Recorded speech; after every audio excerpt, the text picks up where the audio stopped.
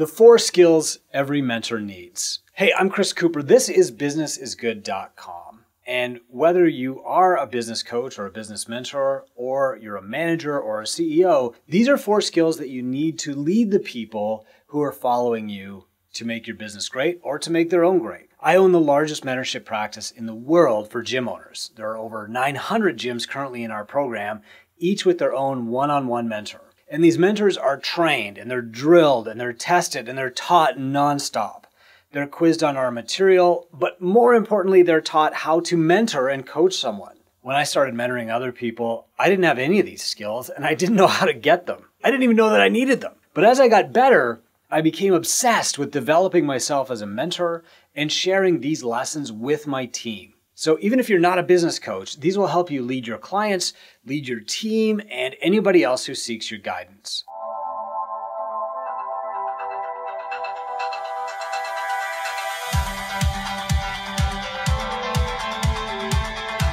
So here are the 4 skills that every mentor needs to make their clients successful. The first is state change. This sounds like, I can't solve my problems because. When somebody seeks your help, they're usually not in a great mental place. They've likely been ruminating on the problems that they're facing nonstop. And they're probably stuck. They can't think of anything else, so they're not making progress anywhere else in their life. And their business problem is probably affecting their personal relationships or vice versa. We call this being past focused, or sometimes we might call it being in story mode.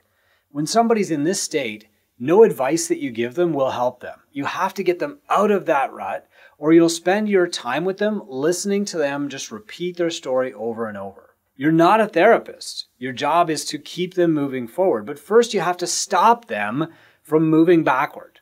To do it, use future-focused exercises. So ask for a few bright spots.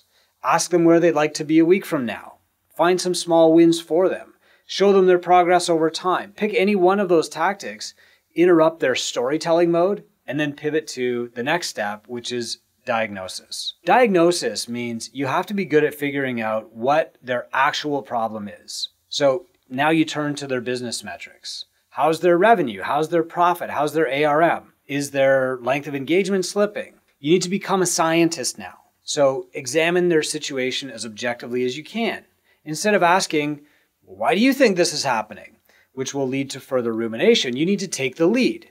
Well, hey Chris, looking at your P&L from last month, it seems like your revenue has gone down, but your staff costs stayed the same. Why is that? Now this is a bit of a high wire act. You have to get from point A, which is their problem, to point B, the solution, but you also have to keep holding them up above the story that they're telling themselves and that they want to tell you. For example, if their staffing is really inefficient, they might say something like, nobody listens to me, or nobody respects me, or nobody has any common sense, or all these Gen Z guys are so lazy. But the real issue might be that the staff are untrained and the leader is micromanaging them. So it's also really important for me to say this. If you're always fighting fires when somebody comes to you for help, then you're only playing defense.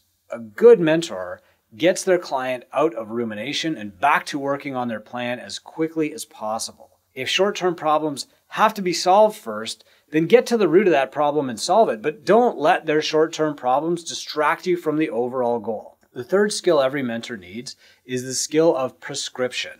What is the plan? You need to be able to tell them the plan. So after you diagnose their problem objectively, you need to map out the plan to resolve it and grow the business. So I would say start with their overall goal and work backward to their current spot. And then break that plan down into the smallest steps. Make each of those steps what we call 8-year-old easy, which means give them the simplest possible action. You want them to feel like, hey, this assignment's too easy for me, and then ask for more rather than, well, this is a big project, but I think I can handle it. Because while they're talking to you in person, they feel more confident, they feel more energized, it's all fresh. They won't feel that way later on when they're on their own. And so they won't have that confidence, that knowledge to get them moving. You have to give them steps that feel almost too easy. If you have to address an urgent matter, then yeah, slow down the overall plan, but don't ever veer away from it into always solving problems and always putting out fires. So for example, if the CEO is micromanaging their staff,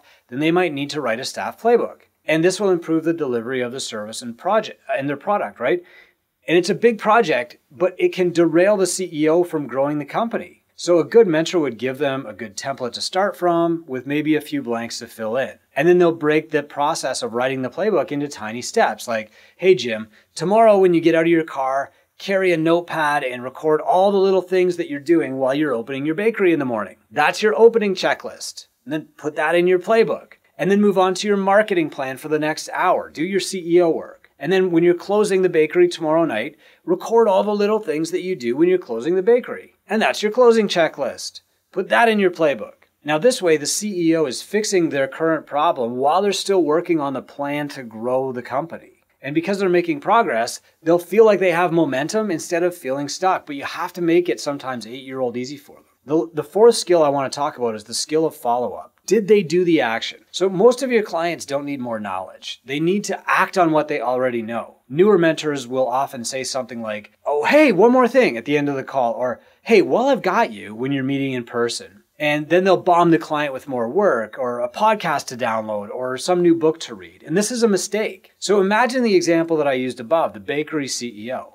The CEO's problem is that they're micromanaging the staff at the bakery. And if they're working on a staff playbook, even if it's just one page every day, and they're also working on their marketing plan for maybe 1 hour every day, that's more than enough. It's probably the max they can handle. Many CEOs won't actually be able to manage both without follow-up and strict deadlines. But if you add one more thing, like, hey, did you read that new book? It'll usually stop their progress. Because they'll usually choose to work on the easiest thing, reading the book or listening to the podcast, over doing the harder thing that they don't want to do, which is writing their playbook. And so when you meet them again, I guarantee they'll have listened to the podcast or read the book that you suggested, but their business won't be any better. This follow-up that you have to do with these clients can be asynchronous. You can check in at random or at set intervals. You don't need another appointment. You could just send a text that says, hey, how's the playbook coming? And that's powerful when they don't expect it. Or you can give them a deadline. Hey, I'm going to email you on Friday to check on your progress. That'll also help them get the work done. You can schedule these for yourself, or you can schedule the emails to auto-send.